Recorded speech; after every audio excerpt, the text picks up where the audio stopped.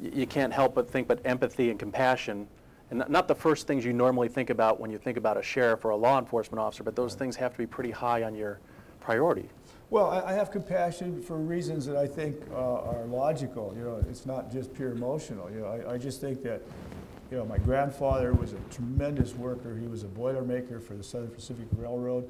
The engines, the locomotives that ran those old steam locomotives, and, you know, that's ancient stuff now, but, you know, I'm near ancient myself. But the key is that he would go to work and just handle that stuff beautifully.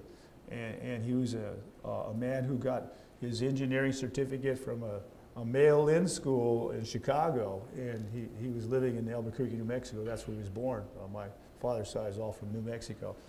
And what was great about him is that he was responsible, where my father, as you probably figured out, wasn't that responsible. But as a grandparent, he went to work in his 60s, like, you know, doing things that were important.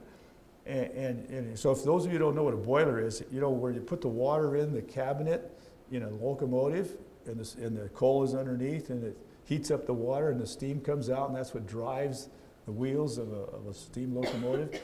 That's what he did. He replaced those boilers because they rusted. So the thing that I learned about is that when he got paid on Fridays, because of his mentally ill son, he couldn't handle it. And, you know, emotionally, that one kid turned out that way. And so he'd go get drunk. He'd cash his paycheck, he'd go get drunk, and my grandmother and I'd go out looking for him at times, and sometimes he was in jail. And the point is that the way I worked this story out with compassion and common sense at the same time is that he never recovered from his alcoholism. But at the same time, his goodness was not obviated by his alcoholism. He basically stuck with the payments of the house and stuck with taking care of that son and his wife, and ultimately brought me into his milieu of responsibility. And I just looked at him and said, "You're a rock." I says, if it wasn't for an alcoholic grandfather, I wouldn't be here today.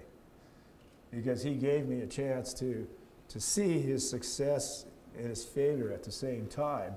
But his failure was not something that was so overwhelmingly debilitating that he was hurting anybody except himself. And see, that's kind of like the lesson you learn when you're involved with people who are fundamentally good, but they can't quite get a grip on the tragedies that they own within themselves.